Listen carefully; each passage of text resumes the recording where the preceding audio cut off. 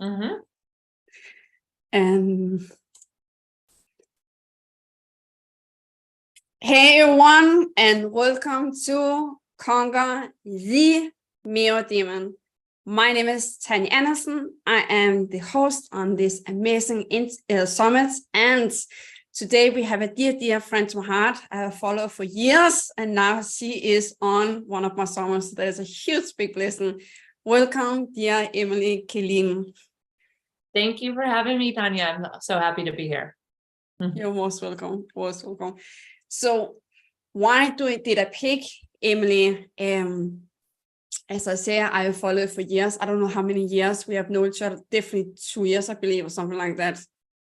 Something around that, I believe. Around there. And when I see her posts, she is sharing on social media, she is so honest, she is so authentic, like really deep into the core, and sharing challenge times in her life, what she faced, who she was, who she is now, and really seeing her past as the biggest wisdom. And I really can see myself in her. She is so beautiful. She is a powerhouse. She is bold, and she is what you call it. She don't hold her voice back to talk her truth, and she have a big opinion that I really love about her. And that was a little bit about why I pick her. So share a little bit about who is Emily Killeen. I would love to. Thank you so much for that intro. That was filled my little heart cup up a little bit. So I am a sobriety coach and also a spiritual yoga teacher and a transformational retreat facilitator. And I help women find freedom, joy, and abundance in sobriety. And I do that through virtual online programs, also one-on-one coaching, and now I host retreats as well. Actually, I've been doing retreats for almost 10 years, but I just bought a lovely home in Sedona, Arizona. So I'm starting to do VIP retreats out of my home here. So a huge part of what I do is help women release, the shame and guilt that we deal with when we're stuck in addiction, and really just start living the life that we know we're meant to be living, and really embody an alcohol-free lifestyle. Because so many people that are struggling with addiction or, just overusing substances, sometimes we don't know what it looks like to live without those. And so that's pretty much where I come in. And I also like to show women how much fun we can have in sobriety. So I do have a lot of dark days, a dark past, but I really am living in the light. Yes, life still brings me challenges, but now that I'm sober and have all of these tools, I know how to navigate life, in this new holistic way. So should I just go ahead and share a little bit about my journey? So before that, my love, the topic we are going to talk about in this interview is about a holistic approach to sobriety. Mm-hmm. And let's go back in the past, sharing a piece of your story where you was in a very challenging moment and addicted to alcohol before you make the shifts. Mm-hmm. Yes, I'd love to. And the first thing that I want to say is my journey is interesting. I mean, I'm sure there's other people that have the same journey as me, but I didn't have one thing happen and then I got sober. So I actually had 15 years of trying to get sober. That's a very long time. So the first time I actually drank, I would say alcoholically. I could not stop and I blacked out. I was only 13. So that was a long time ago. So by the time I got to 19 and I was out on my own, I was already really struggling with drugs and alcohol. Alcohol was primary, but there was also drugs. So I went to my first AA meeting when I was only 19 years old, and surrendered and was like, I need help, but I wasn't ready to get sober. So it was 15 years of trial and error and trial and error. And for me, the 12-step program was a little bit rigid and didn't totally resonate with me. And so I kind of took it in my own hands to do a more holistic approach, which I'll get to in a moment. But I mean, I have a lot of stories of how things were really, really dark. But one story in particular that is almost just like, I can't even believe it. I would drink so much and do so many drugs that I would black out and not remember what I was doing, but I could fully function. And this is an example of one of those times that's pretty crazy. So I had moved from Wisconsin to California. I was living in San Diego on my own. And I think I had like a month of sober time or a couple weeks of sober time at this point. And I went out for my first night in town with the one person that I knew, and one thing led to another. I ended up drinking. I ended up staying up all night. I ended up going to get champagne in the morning, and I had this guy in north of San Francisco that I wanted to go visit. And I don't remember any of this. This is actually my ex-boyfriend filling in the blanks for me. I took the bottle of champagne and I drove to the airport, no bag packed, no nothing, no ticket bought. I parked the car. I went into the airport. I had gotten rid of the bottle of champagne at that point, but I guess I was like walking around the parking lot with the bottle of champagne. And I got on a plane. I bought a ticket at the counter. Like, nobody does that. I bought a ticket at the counter. I got on a plane. I flew to San Francisco, which was the wrong airport, by the way. I was supposed to be flying to Sacramento, which is north of San Francisco, I think. Either way, that's where I was supposed to be going. And I came out of my blackout on the plane. I was trying to get liquor on the plane and they wouldn't serve me because they could tell I was really intoxicated. So I ended up getting up there. I was at the wrong airport. I didn't even have money to take a cab to get to the place that I was going. When I did end up getting to that place, the guy didn't know I was coming. He was upset with me. It was really embarrassing. And then, I sober up and I realized what I had done. I had to get a flight to go back down to San Diego, and I had no idea where my car was. Granted, I didn't even own this car yet, because that's a whole nother story, but I literally didn't even own the car yet. And my mom had co-signed on it, and I lost it for 2 weeks. And I didn't know anybody in town. So I had to like rent a bicycle, and I was like riding around looking for this car in San Diego. And it was just like, I couldn't believe the shame and the guilt, and just like, I can't believe that I did this sort of thing. So those are the things that I did. I mean, I was a waitress for many years. I literally lost 15 waitressing jobs because I would just go on a bender and not show up. So the life that I was living was one of, shame and guilt, and things like this happened all the time, like puking, blacking out, not showing up for work, being really promiscuous.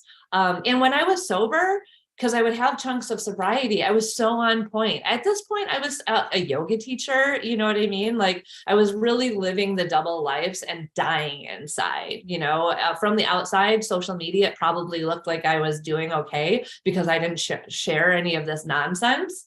But I was really dying inside. And so that experience that I just shared about losing my car, finally ended up finding it. It was like at one of those extended parking lots where like the park and ride. So you didn't pay as much. So I guess I had in my blackout, the wherewithal to try to save some money or something. But that wasn't even a moment where I got sober. I continued on with my partying, but other things happened down the journey. And when it got bad enough, what I said to myself is, Emily, you've had your years to party. It's time to start living the life that you're meant to be living. And that was one of my bigger turning points. But before that, I will say that when I discovered yoga, that was when I got my first 6 months of sobriety. And that was before I even moved to California. But there's a lot actually about discovering yoga. So for me, when I went out drinking, and that connection. And I was able to find that in a yoga studio. Also, I grew up dancing. I was in ballet and jazz. And so something about, going to yoga, there's the movement with the music. And so I really enjoyed that. And then, of course, all of the health benefits that come along with yoga, mind, body, soul, and connecting to your breath, so that you can release anxiety and get more grounded. That was really important for me because I was so anxious. So all of those holistic things of yoga helped me, but also this part's really important. I decided I wanted to become a yoga teacher. And for the first time in my life, I had that sense of purpose and passion and fulfillment. So when I started teaching yoga and decided I wanted to open a yoga studio and eventually started doing yoga retreats, and now I'm a sobriety coach, just following those breadcrumbs of, your intuition and those feelings of fulfillment and being of service was something that was really, really important to me on my sober journey. Fast forward multiple years, I even got a year and a half of sobriety after that point where I said, it's time to start living the life that you're meant to be living. I started thinking again, oh, well, maybe I could just drink on the weekend or once on the weekend sometimes, or like once a year and just go to a music festival and let loose. So those thoughts were starting to creep in, and one thing led to another, and I did end up having a slip up, and it was a one night slip up. I didn't even go anywhere. I was all by myself. I got so sick. I was puking. The next day I was puking, and that was it. That was the last time that I drank. That was over 4.5 years ago. And what I said, because I was thinking I deserve to let loose. I deserve this. And what happened to me is nothing that I deserve. I had started to build this beautiful life, and all it was sabotage. What I deserve is to feel happy, sober, and free. I deserve to wake up with a clear mind. I deserve to live a life that I'm proud of. And what I was doing, alcohol lies to us. For so many years, I was saying I was having fun, but I wasn't having fun. It was a hot mess every time that I drank. There was nothing good that came from it, but our brain tricks us that it is fun. And for at some point in the past, maybe it was fun. And maybe every once in a blue moon, it was fun. But the reality is my life was falling apart. And so now I live this super holistic lifestyle. It was a hot mess. I live in Sedona. And so some of the pillars of my recovery that I want to share is connection.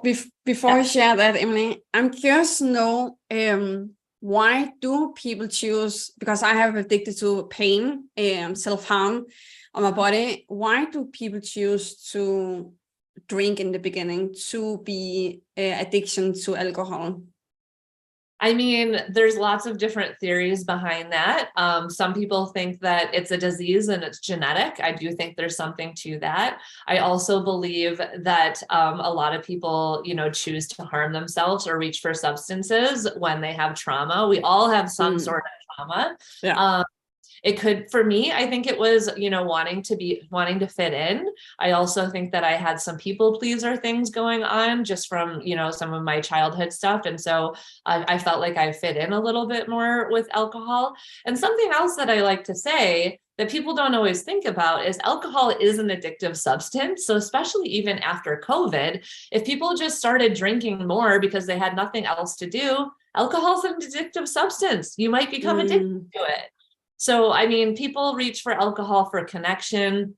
They reach to alcohol for, to disassociate, to forget, to numb. There's a lot of different reasons for boredom, loneliness.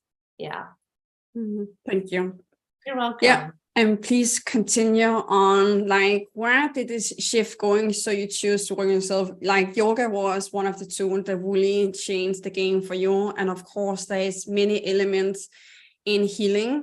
For me, it has taken me 10 years to really work on my self-harm, and also longer. It started for 2006 to now. So it takes time to really stop the addictions. For me, it was addiction to self-harm. Yeah, absolutely. Well, as I mentioned, yoga was super helpful, but I think connection and community is so important, whether you're dealing with addiction or just anything. I actually just recently started doing type of yoga called goddess yoga, and it begins with a sharing circle. And I'm like, this is so beautiful because we get to share our truth and also be seen and witnessed in it. And I think that that's so important for humans in general, especially with social media and the hustle and the grind and just the way that life is. So many people are just going to work and doing their own thing, and we're not connecting enough. Yeah. And say connection is the opposite of addiction, whatever your addiction might be. And so the second biggest part, well, maybe, I don't know, there's a few parts, but yoga kind of falls under the extreme self-care and health and wellness.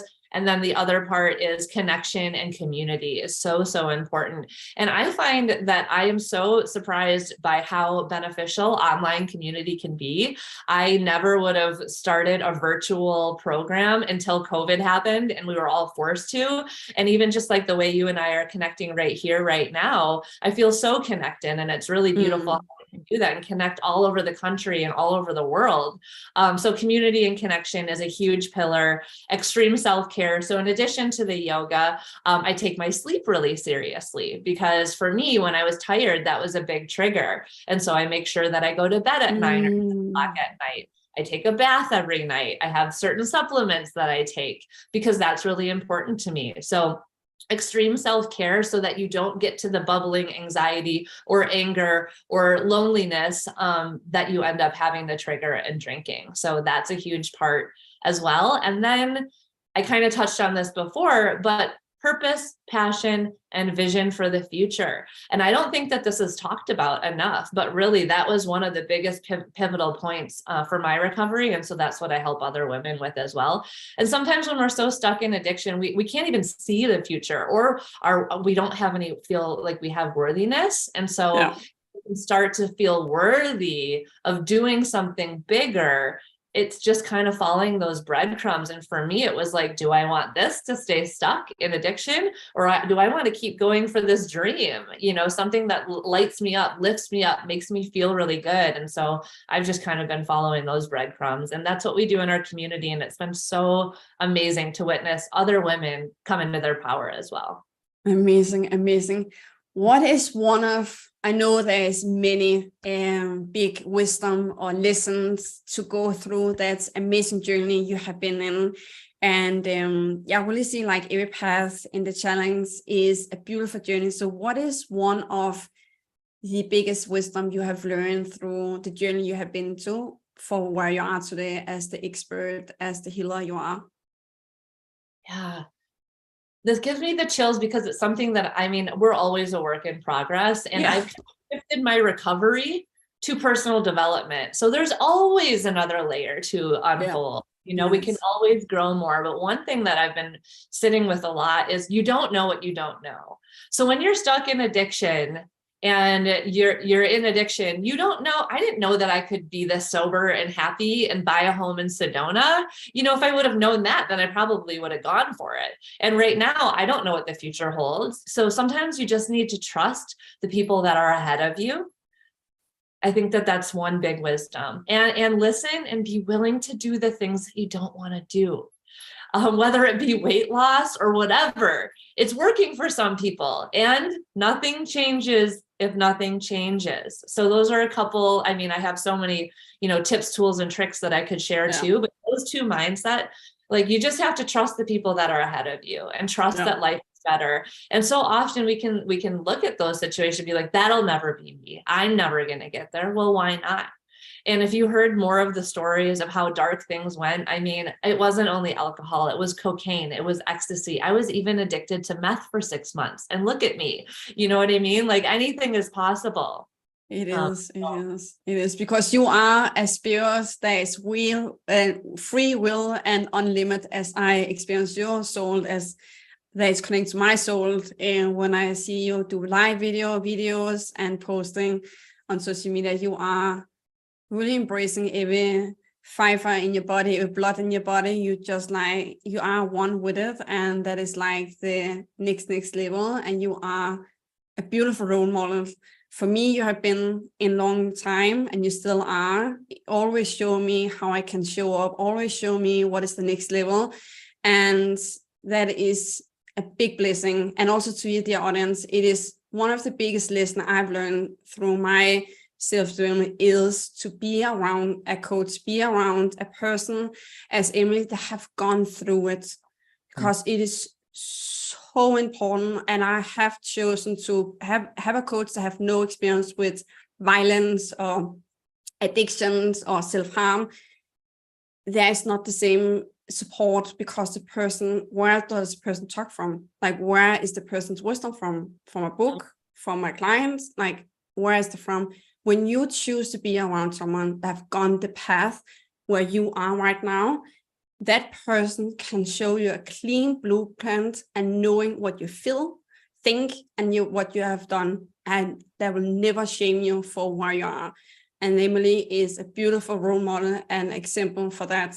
She, as I experienced, she will never judge you. She carry you in your hands, in your arms, because she has faced her own darkness and sees the light in herself. So thank you so much, my love.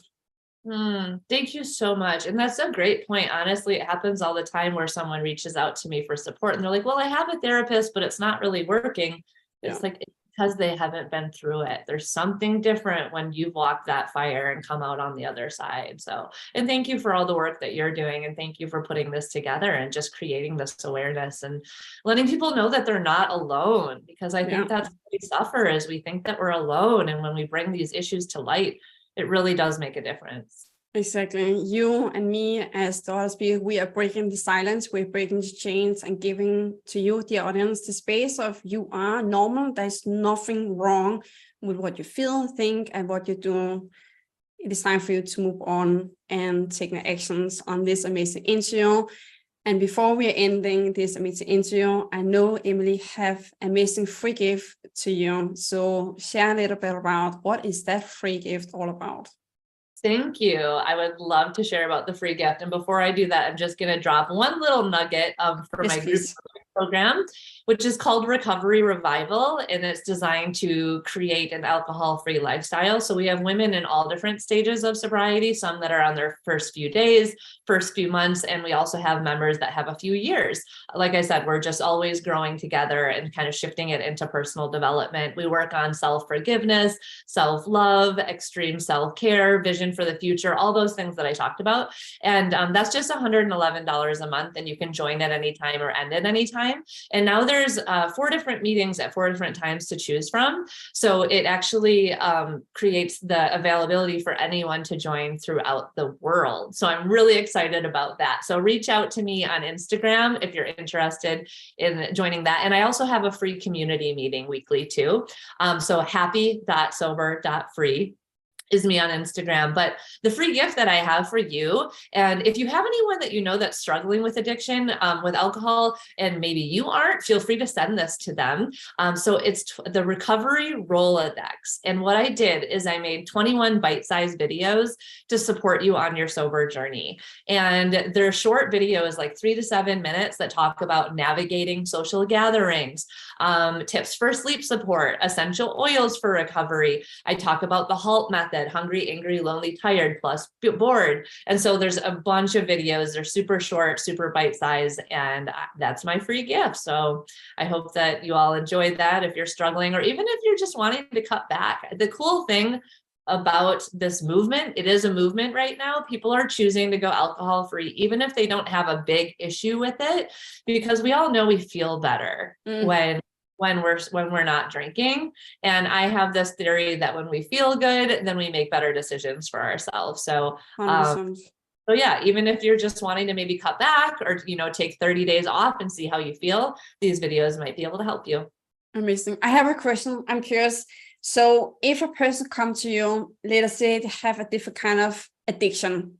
As my experience, addiction is addictions. Of course, there is different kind of groups and type around that. So if a person comes to you and the person is addicted to self-harm, if the person cut themselves or picking skin or stuffing themselves down with food, like another kind of addictions, is that person also welcome to come to your retreat and to ask for your support?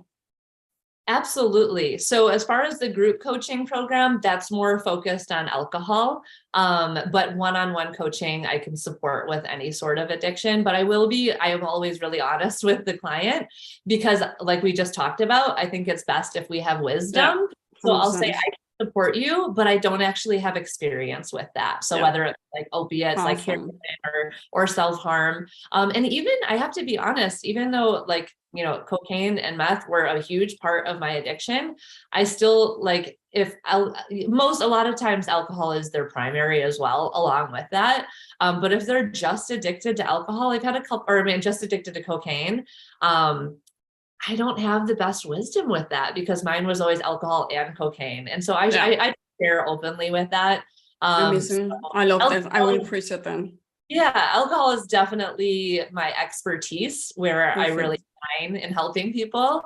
But you know, if somebody really resonates with my energy, and one other thing that I do with my one-on-one coaching is I just do month to month. So there's no contract. So somebody can always try a month out and see how it feels and go from there too. Amazing. So your last word before we're ending this amazing interview, what is your last wisdom words to a person that is struggling with addictions to alcohol?